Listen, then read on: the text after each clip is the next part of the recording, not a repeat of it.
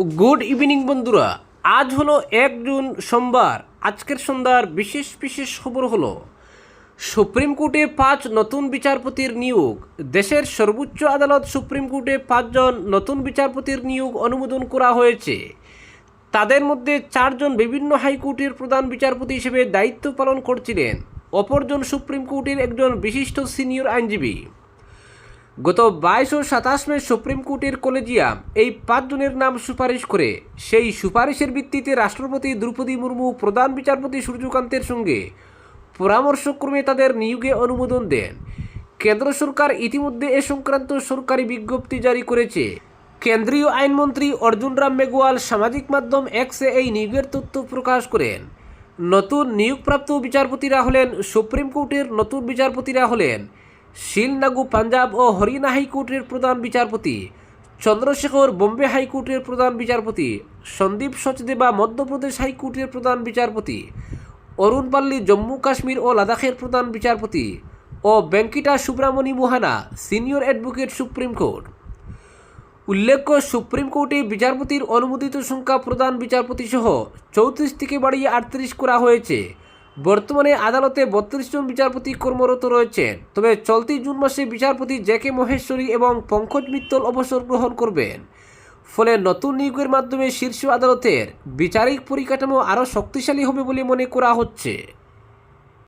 অপরদিকে মেহেরপুরে জল পাইপ ফেটে বেহাল সড়ক আরও বিপজ্জনক হয়ে উঠেছে। একদিকে বেহাল রাস্তা, অন্যদিকে জলের পাইপ ফেটে আরও বিপজ্জনক করে তুলেছে শিলচরের মেহেরপুরের পলিটেকনিক ইনস্টিটিউট সংলগ্ন এলাকা। দীর্ঘদিন ধরে ক্ষতিগ্রস্ত সড়কের কারণে চরম ভোগান্তির শিকার হচ্ছেন সাধারণ মানুষ। শিলচর মেডিকেল কলেজ ও হাসপাতালের অন্যতম গুরুত্বপূর্ণ এই যোগাযোগ পথের প্রায় 100 মিটার অংশ ভয়াবহ অবস্থায় পড়ে রয়েছে। স্থানীয় বাসিন্দা আমির গোয়ালা জানান, জনস্বাস্থ্য কারিগরি বিভাগের জল সরবরাহের পাইপ ফেটে দীর্ঘদিন ধরে রাস্তায় জল বেরিয়ে আসছে। এর ফলে সড়কের বিভিন্ন স্থানে সৃষ্টি হওয়া গর্তে জল জমে থাকায় পরিস্থিতি আরও জটিল করে তুলেছে। মাঝে মধ্যে মেরামতের উদ্যোগ নেওয়া হলেও সমস্যার স্থায়ী সমাধান হয়নি। আরও অভিযোগ, বৃষ্টির সময় রাস্তাটি বিপজ্জনক হয়ে ওঠে। জলমগ্ন গর্তের কারণে প্রায়ই ছোটোখাটো দুর্ঘটনা ঘটছে। একাধিকবার প্রশাসনের দৃষ্টি আকর্ষণ করা হলেও কার্যকর ব্যবস্থা গ্রহণ করা হয়নি বলে অভিযোগ। আজ আমির গোয়ালা নিজ উদ্যোগে জমে থাকা জল সরিয়ে পথচারীদের চলাচলে সহায়তা করছেন। তবে এটি সাময়িক সমাধান বলেই মনে করছেন এলাকাবাসী। স্থানীয়দের দাবি, মেডিকেল কলেজ ও হাসপাতালে যাতায়াতের প্রধান সড়ক হওয়ায় দ্রুত ক্ষতিগ্রস্ত পাইপ পরিবর্তন এবং পুরো রাস্তা সংস্কারের উদ্যোগ নেওয়া জরুরি। অন্যথায় রোগী ও সাধারণ মানুষের দুর্ভোগ আরও বাড়বে এবং দুর্ঘটনার ঝুঁকিও থেকে যাবে। জনপ্রতিনিধি ও প্রশাসনের কাছে দ্রুত স্থায়ী সমাধানের দাবি জানিয়েছেন তারা। অপরদিকে শিলচরের বেহাল সড়ক নিয়ে ইয়াসির জরুরি সভা, মুখ্যমন্ত্রীর কাছে স্মারকলিপি দেওয়ার সিদ্ধান্ত। শিলচর শহরের সড়ক ব্যবস্থা ও জলাবদ্ধতার সমস্যাকে কেন্দ্র করে শিলচর পেনশনার্স ভবনে এক গুরুত্বপূর্ণ সভার আয়োজন করে ইয়ুথস এগেইনস্ট সোশিয়াল এবিলস অর্থাৎ ইয়াসির কেন্দ্রীয় কমিটি। সভায় সভাপতিত্ব করেন সংগঠনের কেন্দ্রীয় সভাপতি সঞ্জীব রায়। সভায় শহরের বিভিন্ন সামাজিক সংগঠনের প্রতিনিধি ও বিশিষ্ট নাগরিকরা উপস্থিত থেকে শিলচরের করুণ সড়ক পরিস্থিতি নিয়ে গভীর উদ্বেগ প্রকাশ করেন। বিশেষ করে কাচার কলেজ পয়েন্ট থেকে মেহেরপুর পর্যন্ত সড়কের বেহাল দশা নিয়ে বিস্তৃত আলোচনা হয়।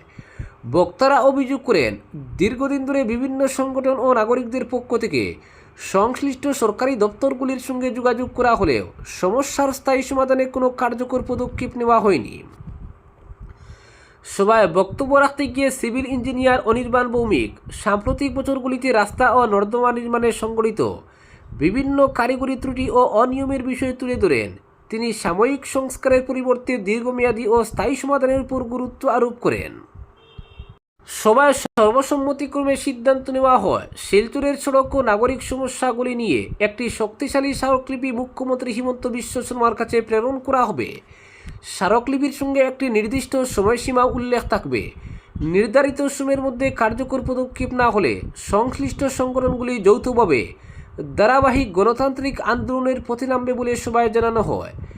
আগামী 5 জুন সকাল 11টায় কাছাড়ের জেলা কমিশনারের মাধ্যমে স্মারকলিপি প্রদান করা হবে এবং এর অনুলিপি সংশ্লিষ্ট সরকারি দপ্তরগুলিতে পাঠানো হবে। অপরদিকে ধর্ষণ মামলায় অভিযুক্তকে লক্ষ্য করে পুলিশের গুলি, আহত এক 10 বছর বয়সী শিশুকে ধর্ষণের অভিযোগে গ্রেফতার হওয়া অভিযুক্ত আক্কাস আলী পুলিশের গুলিতে আহত হয়েছে। ঘটনাটি সয়গাঁও এলাকায় ঘটেছে বলে জানা গেছে। পুলিশ সূত্রে খবর, মামলার তদন্তের স্বার্থে অভিযুক্তকে নিয়ে বিভিন্ন তথ্য সংগ্রহের কাজ চলছিল। সেই সময় আক্কাস আলী আচমকাই পুলিশ কর্মীদের উপর হামলা চালিয়ে পালানোর চেষ্টা করে বলে অভিযোগ। পরিস্থিতি নিয়ন্ত্রণে আনতে এবং অভিযুক্তকে আটক করতে সয়গাঁও থানার পুলিশ গুলি চালায়। এতে আক্কাস আলী গুলিবিদ্ধ হয়। গুলিবিদ্ধ অবস্থায় তাকে দ্রুত উদ্ধার করে হাসপাতালে ভর্তি করা হয়। বর্তমানে তার চিকিৎসা চলছে। এদিকে ঘটনাকে কেন্দ্র করে এলাকায় ব্যাপক চাঞ্চল্যের সৃষ্টি হয়েছে। পুলিশ পুরো ঘটনার তদন্ত শুরু করেছে এবং ঘটনার সমস্ত দিক খতিয়ে দেখা হচ্ছে। উল্লেখ্য, 10 বছর বয়সী এক শিশুকে ধর্ষণের অভিযোগে আক্কাস আলীর বিরুদ্ধে মামলা দায়ের হয়েছিল। সেই মামলার তদন্ত চলাকালীনই এই গুলির ঘটনা ঘটে। অপরদিকে রবিবার আইপিএলের মেগা ফাইনালে স্বপ্নভঙ্গের পর মাঝরাতে এক চরম বিপর্যয়ের মুখে পড়লেন গুজরাট টাইটান্সের ক্রিকেটাররা। মাঠ থেকে হোটেলে ফেরার পথে আচমকাই গুজরাট টাইটান্সের টিম বাসে আগুন লেগে যায়। সংবাদ সংস্থা পিটিআই জানিয়েছে, বাসের ভিতরে শর্ট সার্কিট থেকেই এই আগুন লেগেছিল। তবে সৌভাগ্যবশত বড়সড় কোনো ক্ষয়ক্ষতি হয়নি। দ্রুত বাস থেকে ক্রিকেটারদের নামিয়ে দেওয়ায় রক্ষা পেয়েছেন সকলেই। তবে এই দুর্ঘটনার জেরে মাঝ রাস্তায় প্রায় ঘণ্টাখানেক আটকে থাকতে হয় শুভমন গিলদের। রবিবার রাতে আহমেদাবাদের নরেন্দ্র মোদী স্টেডিয়ামে আয়োজিত হয়েছিল আইপিএলের মেগা ফাইনাল। সেখানে শুভমন গিলদের গুজরাট টাইটান্সকে হারিয়ে দ্বিতীয়বারের জন্য আইপিএল চ্যাম্পিয়ন ট্রফি গড়ে তুলে বিরাট কোহলিদের রয়্যাল চ্যালেঞ্জার্স বেঙ্গালুরু। ফাইনাল হারের হতাশা নিয়ে গভীর রাতে মাঠ থেকে বিলাসবহুল টিম বাসে চেপে হোটেলের উদ্দেশ্যে রওনা দিয়েছিলেন পরাজিত দলের ক্রিকেটাররা। কিন্তু হোটেল পৌঁছানোর আগেই মাঝ রাস্তায় বিপত্তি ঘটে। চলন্ত বাসের ভিতরে শর্ট সার্কিটের কারণে মুহূর্তের মধ্যে দাউ দাউ করে আগুন জ্বলে ওঠে এবং বাসের ভিতরের অংশ কালো ধোঁয়ায় ঢেকে যায়। বাসে আগুন লাগার বিষয়টি টের পেয়ে চালক তড়িঘড়ি রাস্তার ধারে বাসটি দাঁড় করান। ধোঁয়ায় দমবন্ধ পরিস্থিতি তৈরি হওয়ার আগেই বাসের দরজা খুলে দ্রুত ক্রিকেটার এবং সাপোর্ট স্টাফদের নিরাপদে নিচে নামিয়ে আনা হয়। শর্ট সার্কিটের জেরে ফ্র্যাঞ্চাইজির ওই বাসটি পুরোপুরি বিকল হয়ে গিয়েছিল। মাঝ রাস্তায় বাস বিকল হয়ে গভীর রাতে চরম সমস্যায় পড়েন ক্রিকেটাররা। ব্যাকআপ হিসেবে ফ্র্যাঞ্চাইজির তরফে অন্য একটি বাসের ব্যবস্থা করা হলেও সেটি অকুস্থলে পৌঁছাতে বেশ কিছুটা সময় নেয়। ততক্ষণ পর্যন্ত শুভমন গিল, মোহাম্মদ সিরাজ, কাগিসোরাবাদের মতো তারকা গভীর রাতে প্রকাশ্য রাস্তাতে দাঁড়িয়ে অপেক্ষা করতে হয়। প্রায় ঘণ্টাখানেক পর বিকল্প বাসটি এলে ক্রিকেটাররা নিরাপদে হোটেলে পৌঁছান। অপরদিকে হাইলাকান্দি কংগ্রেস ভবন কাণ্ডে তুলপাড় জেলার রাজনীতি, এপিসিসির হস্তক্ষেপ দাবি। হাইলাকান্দি জেলা কংগ্রেস ভবনে বুথ পরবর্তী পর্যালোচনা সভাকে কেন্দ্র করে সংগঠিত নজিরবিহীন উত্তেজনার রেশ কাটতে না কাটতেই জেলা তথা বরাক উপত্যকার রাজনীতিতে শুরু হয়েছে তীব্র চর্চা। সোনার বিধায়ক ও এপিসিসির পর্যবেক্ষক আমিনুল হক লস্করকে ঘিরে বিক্ষোভ, ধাক্কাধাক্কি এবং সভা পণ্ড হওয়ার ঘটনায় কংগ্রেসের অভ্যন্তরীণ কুন্দল এবার প্রকাশ্যে চলে এসেছে বলে মনে করছেন রাজনৈতিক বিশ্লেষকরা। ঘটনার 24 ঘন্টা পুরো জেলা কংগ্রেসের অন্দরে চাপা উত্তেজনা বিরাজ করছে। কংগ্রেসের একাংশের দাবি, একটি সাংগঠনিক পর্যালোচনা সভায় একজন প্রদেশ স্তরের পর্যবেক্ষকের প্রতি যে আচরণ করা হয়েছে তা দলের শৃঙ্খলা ও সাংগঠনিক সংস্কৃতির পরিপন্থী।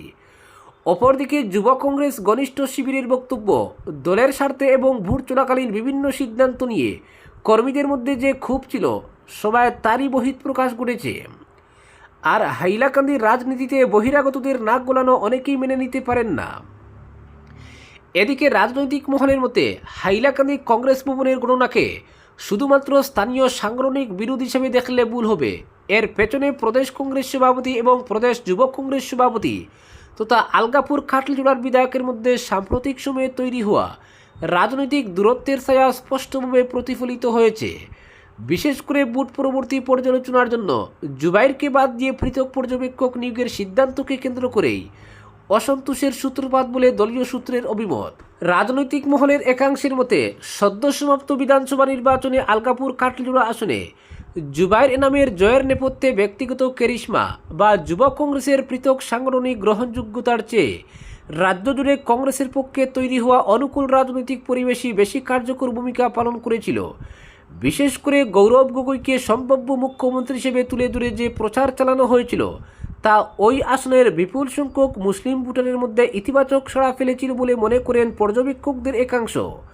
ফলে নির্বাচনী প্রচারে গৌরব গগৈকে সামনে রেখে ভোট চাওয়ার পর জয়ের অব্যবহিত পরেই তার সঙ্গে জুবাইর এনামের প্রকাশ্য মতবিরোধ ও সংঘাতের খবর সামনে আসায় কংগ্রেসের বহু সাধারণ সমর্থক ও কর্মী অস্বস্তিতে পড়েছেন বলে রাজনৈতিক মহলে আলোচনা চলছে। তাদের মতে এই দ্বন্দ্ব দীর্ঘস্থায়ী হলে তার নেতিবাচক প্রভাব সংগঠনের তৃণমূল স্তরেও পড়তে পারে।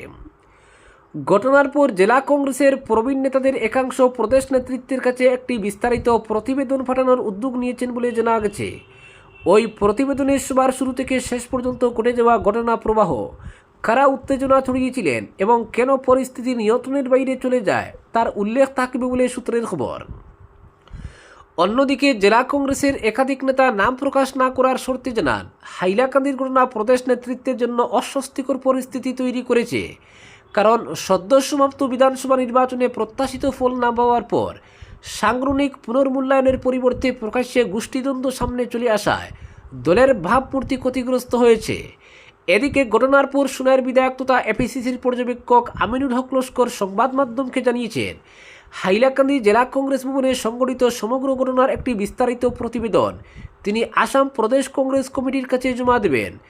সভা শুরু থেকে শেষ পর্যন্ত কী ঘটেছে, কারা উত্তেজনা সৃষ্টিতে ভূমিকা নিয়েছেন এবং কোন পরিস্থিতিতে তাকে সভাস্থল ত্যাগ করতে হয়েছে তার পূর্ণাঙ্গ বিবরণ ওই প্রতিবেদনে তুলে ধরা হবে বলে তিনি জানিয়েছেন। রাজনৈতিক মহলের মতে বিষয়টি এখন শুধুমাত্র একটি জেলা স্তরের সাংগঠনিক বিরোধের মধ্যে সীমাবদ্ধ নেই, বরং তা প্রদেশ কংগ্রেসের সাংগঠনিক শৃঙ্খলা এবং নেতৃত্বের কর্তৃত্বের প্রশ্নের সঙ্গেও জড়িয়ে পড়েছে। ফলে বিষয়টিকে গুরুত্ব সহকারে বিবেচনা করতে বাধ্য হবে প্রদেশ নেতৃত্ব। কংগ্রেসের একাংশের নেতা কর্মীদের বক্তব্য, ভোট পরবর্তী পর্যালোচনা সভায় প্রকাশ্যে বিশৃঙ্খলা, বিক্ষোভ, ধাক্কাধাক্কি এবং দলীয় পর্যবেক্ষককে ঘিরে উত্তপ্ত পরিস্থিতি সৃষ্টি হওয়ার ঘটনায় সংগঠনের ভাবমূর্তি মারাত্মকভাবে ক্ষুণ্ণ হয়েছে। তাই আসাম প্রদেশ কংগ্রেস কমিটির উচিত নিরপেক্ষভাবে গোটা ঘটনার তদন্ত করে প্রকৃত দায়ীদের চিহ্নিত করা। তদন্তে অভিযোগের সত্যতা প্রমাণিত হলে দলের ভেতরে বিশৃঙ্খলা সৃষ্টিকারীদের বিরুদ্ধে সাংগঠনিক ও শাস্তিমূলক ব্যবস্থা গ্রহণ করা সময়ের দাবি বলেই মনে করছেন অনেকেই। ইতিমধ্যে জেলা কংগ্রেসের অন্তর্মহলে জোর আলোচনা শুরু হয়েছে। আমিনুল হকের রিপোর্ট কার কার নাম উঠে আসে এবং প্রদেশ নেতৃত্বের সেই রিপোর্টকে কতটা গুরুত্ব দেয়। রাজনৈতিক পর্যবেক্ষকদের মতে এই প্রতিবেদনের উপর ভিত্তি করেই আগামী দিনে হাইলাকান্দি জেলা কংগ্রেসের সাংগঠনিক সমীকরণে বড় পরিবর্তন আসতে পারে। এখন নজর আসাম প্রদেশ কংগ্রেস কমিটির দিকে। হাইলাকান্দি কংগ্রেস ভবনের এই ঘটনা নিয়ে প্রদেশ নেতৃত্ব তদন্তের নির্দেশ দেয় কিনা এবং দায় নিরূপণ করে কোনো সাংগঠনিক ব্যবস্থা গ্রহণ করে কিনা, সেদিকেই তাকিয়ে রয়েছে জেলার কংগ্রেস নেতাকর্মী থেকে শুরু করে রাজনৈতিক মহল। আজকের বিশেষ সংবাদ এখানেই সমাপ্ত।